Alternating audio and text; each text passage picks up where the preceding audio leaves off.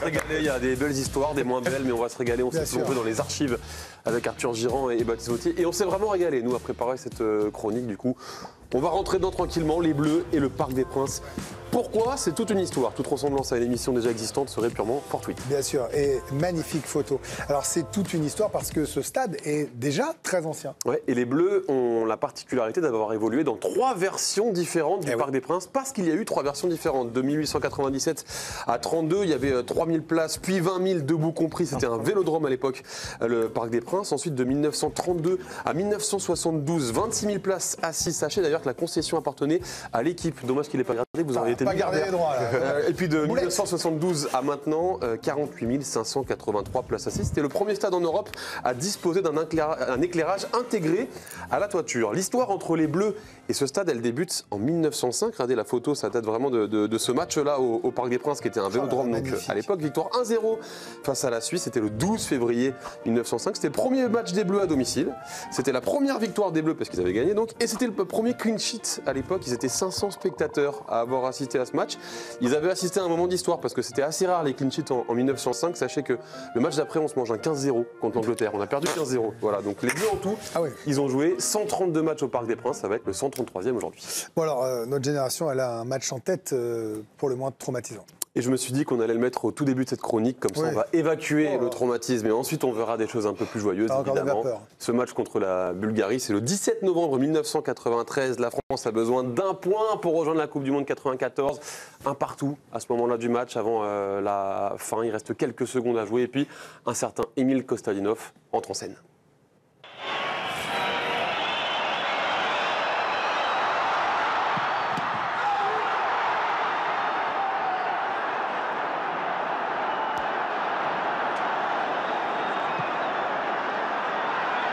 Je me rappelle de Thierry Roland. Et but! Comme ça s'arrête et Jean-Michel Larquet qu'enchaîne. Bon, il y a eu aussi de bons moments. Il y a eu aussi de bons moments contre la Bulgarie. 1977, les Bleus n'ont pas joué à l'époque de Coupe du Monde depuis 12 ans. C'est un match face à la Bulgarie, un barrage face à la Bulgarie qui pourrait leur permettre de rejoindre la Coupe du Monde Argentine en 1978. Et c'est là que Michel Platini commence à écrire sa belle histoire avec l'équipe de France, avec un but sublime.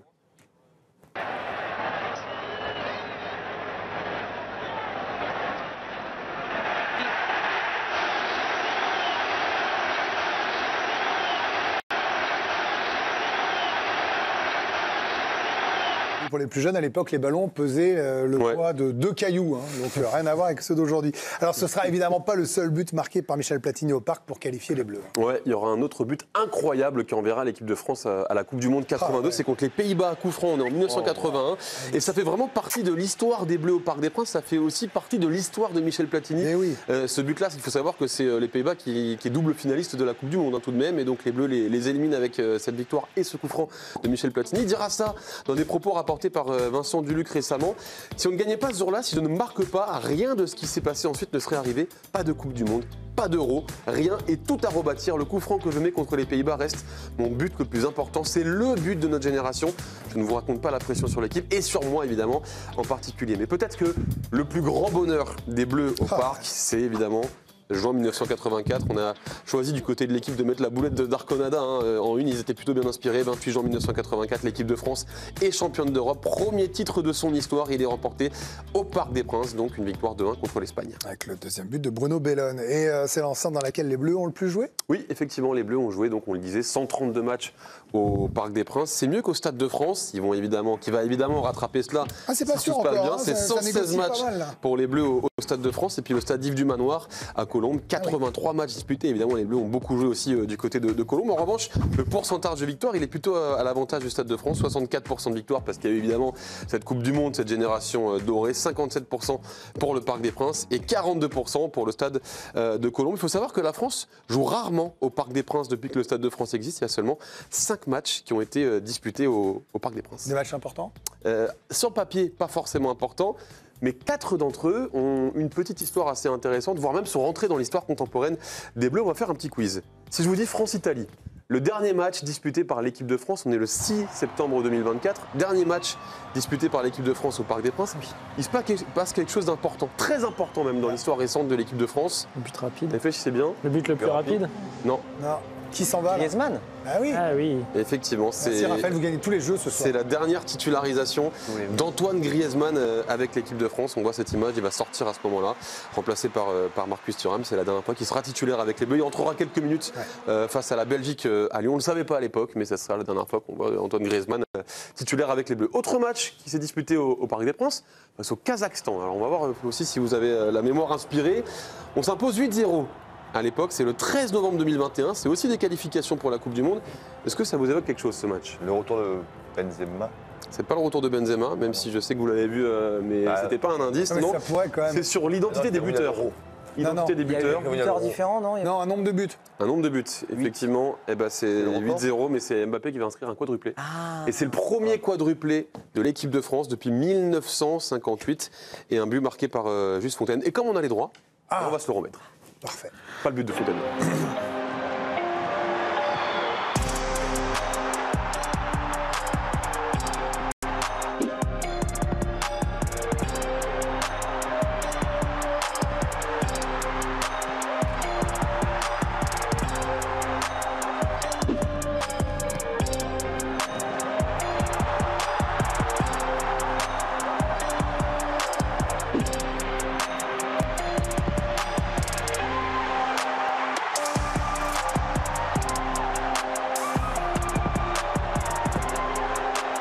Et un but de la tête magnifique. Effectivement. C'est une image d'archive. Il y en a d'autres ou pas des matchs?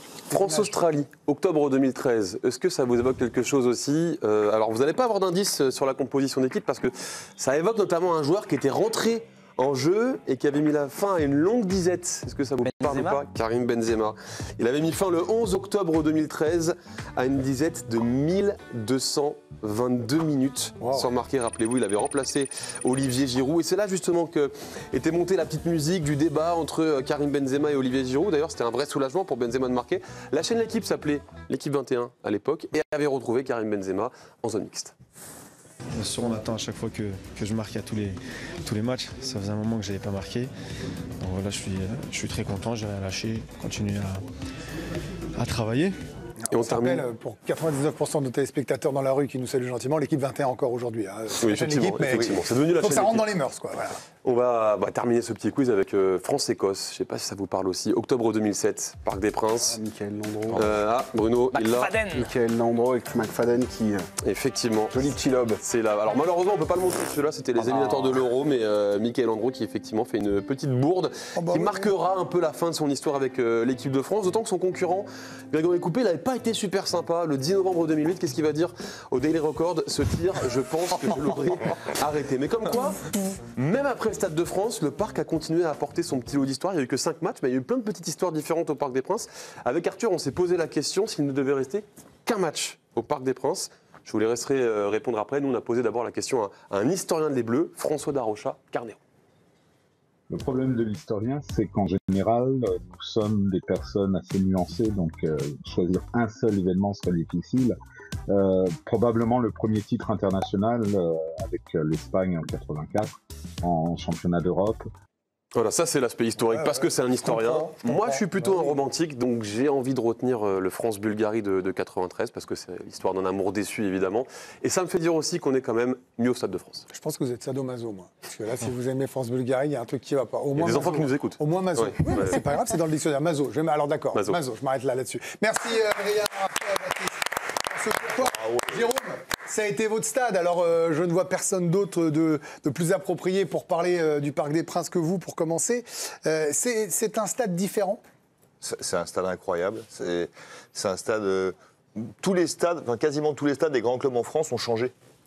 C'est vrai. Là, il n'y a que la devanture où il y a écrit PSG dessus, qui a été rajoutée au fil des années, mais la structure du stade en elle-même est la même. Ils l'ont construit de manière moderne et visionnaire. Et c'est ça qui est incroyable. Je trouve que vous allez à Geoffroy Guichard, il a changé. Bordeaux, il est peu grand moi. Le Vélodrome, il a changé 2 fois. Ah oui. Voilà, donc c'est des stades historiques en France qui n'a pas bougé. Évidemment, un stade auquel je suis extrêmement attaché. Et pour répondre à Adrien, j'ai eu la chance, non, mais j'ai été à France-Bulgarie. Et à France-Israël aussi d'ailleurs, parce qu'il faut se rappeler que la France a 2 balles de match. Bien sûr. Il y a France-Israël Les deux. Et France-Bulgarie. Il faut un point. Il faut un point sur les 2 matchs. Pour des équipes derrière nous. Les 2 matchs, la France mène. Et à l'époque, je faisais mon service militaire au bataillon de Joinville, sous les ordres de Roger Lemaire. Et c'est notre balade. Voilà, on a pris le bus la première fois pour aller pour Fournier. J'ai dit, bon, elle est quand même pas la deuxième fois. Et c'est la première fois de ma vie que j'ai eu un stade abasourdi, mais un stade assommé. Mais assommé, quand je dis assommé, c'est. Je me rappelle du bruit, parce que Bernard Lama, il touche un peu le ballon, le Veselinov. Et je me rappelle du bruit, et touche un peu la barre aussi, et je me rappelle de ce bruit, mais dans un stade de 50 000 personnes, la frappe et le bruit des gants. Sa respiration. Et j'ai ce souvenir qui me quittera jamais, d'un stade, mais complètement silencieux et sonné. Et c'est un truc qui me marquera. Et ce qui est fou, c'est qu'il était sonné, il était silencieux, mais c'est le record d'affluence de l'histoire du Parc des Princes, match face à la Bulgarie. Ouais, si chacun y va de son petit côté pathos, là, c'est la seule fois où j'ai pleuré pour un match de foot. Voilà. C'est la seule fois où, pour un match de foot, je me dis, j'ai 17 ans, je verrai jamais une Coupe du Monde avec les Bleus, parce qu'il faut quand même se rappeler qu'on n'y allait jamais, hein, par 86 où j'ai ce souvenir-là, derrière, on n'y va pas en 90 et on n'y va pas en 94. Pour notre génération, c'est un vrai traumatisme. Bien, ouais, mais traumatisme absolu. Et vous savez, j'en ai reparlé avec des anciens joueurs de cette époque qui, aujourd'hui, me disent, mais j'aurais dû le découper.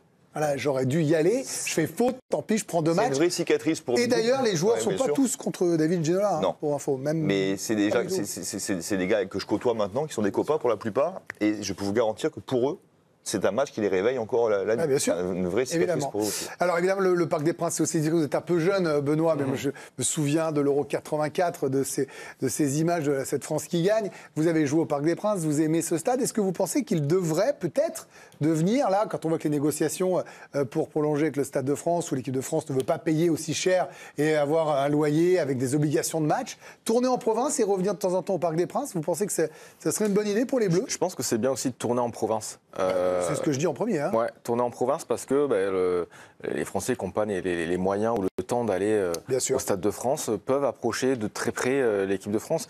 Moi, j'ai eu la chance d'avoir joué quelques matchs en équipe de France. C'était sur la période avant l'Euro 2016 où on n'avait que des matchs amicaux et on jouait en province. J'ai joué à Saint-Étienne. Les gens, ils étaient ravis. Il y avait une ambiance de fou. J'ai joué aussi à Bordeaux, dans le nouveau stade. Où, vous avez joué partout chez vous, quoi, en fait. Un peu à la maison. Ouais, c'est ça. Je vais demander à Benoît où est-ce qu'il veut jouer. Il veut dire, donc je trouve que c'est bien. Et puis après, de temps en temps, revenir un peu à la base. Et le parc, vous trouvez ça mythique d'y jouer pour l'équipe de France? Vous trouvez que ça colle aujourd'hui ou le PSG s'est approprié le parc? J'ai pas cette.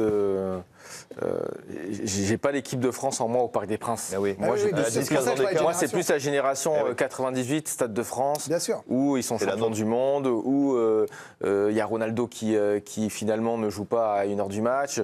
Mais par contre, moi, le souvenir que j'ai du Parc des Princes, mon premier match avec les Girondins en l'année 2007-2008, je suis remplaçant, je suis sur le banc, à côté de Pierre Ducasse, on ne s'entendait pas. Avant le début du match, on ne s'entendait pas. L'ambiance était folle. L'ambiance était. Ça résonne beaucoup. Ah, c'était quelque chose de. Moi, ça m'a choqué, interpellé, et ça reste un beau souvenir. Alors, c'est quasiment sa deuxième maison, Giovanni Castaldi. Là, vous êtes là devant le Parc des Princes. L'équipe de France au Parc, j'imagine que ça doit vous plaire, vous aussi. Oui, pour le coup, le Parc des Princes, c'est un stade magnifique, il y a une acoustique particulière. Vous, les anciens, avez brillamment parlé de l'histoire. Moi, je parle juste de mon ressenti, parce que j'ai connu l'équipe de France qu'au Stade de France. J'aime bien l'idée de Benoît aussi de faire un peu le Parc des Princes et surtout d'aller en province, que l'équipe de France soit accessible à tout le monde. Et moi, j'avoue que je n'aime pas le Stade de France. Alors, je veux vexer personne, mais je trouve que c'est pas vraiment un stade de fou. Je trouve que c'est un stade qui est froid, même si ça va un peu mieux. La piste d'athlée, voilà. J'ai eu la chance de le faire parfois pour le rugby. Je trouve que l'ambiance est totalement différente, mais en config équipe de France ou match de foot, je n'aime pas ce stade tout simplement. Merci Giovanni, mais moi je vais quand même défendre un peu le Stade de France parce que je trouve qu'il est sous-coté depuis quelques années. Tout le monde lui est tombé dessus. Qu'il soit pas formidablement bien né. Je peux l'entendre avec la piste d'athlétisme, mais je trouve que là, le Stade de France c'est un peu mieux. Bon après Bruno il n'a pas envie, il est contre moi tout le temps, tous les débats. Non, c'est par rapport le Stade de France. Le vrai problème de ce Stade de France, c'est que je trouve qu'il est froid. Alors depuis quelques années, force est de constater. On a piqué le clapping aux Islandais, on les remercie d'ailleurs, on leur fera un petit clapping ce soir au Parc des Princes, mais pour le reste, voilà. Petit aller-retour rapide. Oui, comme ça. Mais voilà, le Parc des Princes, pour avoir la chance de commenter dans ce stade depuis 17 ans, je ne sais pas si les gens s'en rendent compte, mais c'est une une acoustique extraordinaire. C'est un lieu magnifique qui sent l'histoire. C'est classé, c'est historique, d'où aussi un conflit. Il ne faut pas oublier.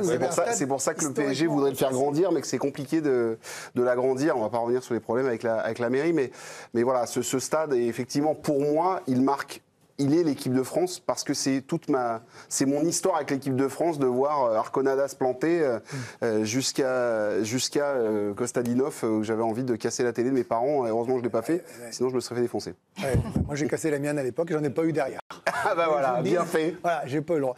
Olivier, on finit avec vous.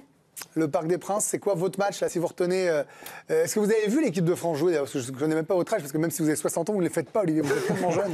Non, je suis aussi de la génération Stade de France. Merci Olivier, on va passer au sondage. Je trouve que le parc, c'est un condensé de tout ce que peut offrir le foot. En fait, c'est des larmes avec la Bulgarie, c'est des sourires avec la victoire en 84, qui est quand même le premier titre international de la France. Je trouve que c'est un lieu de mémoire des Bleus. C'est là-bas qu'on se qualifie pour les Coupes du Monde 78, 82, 86.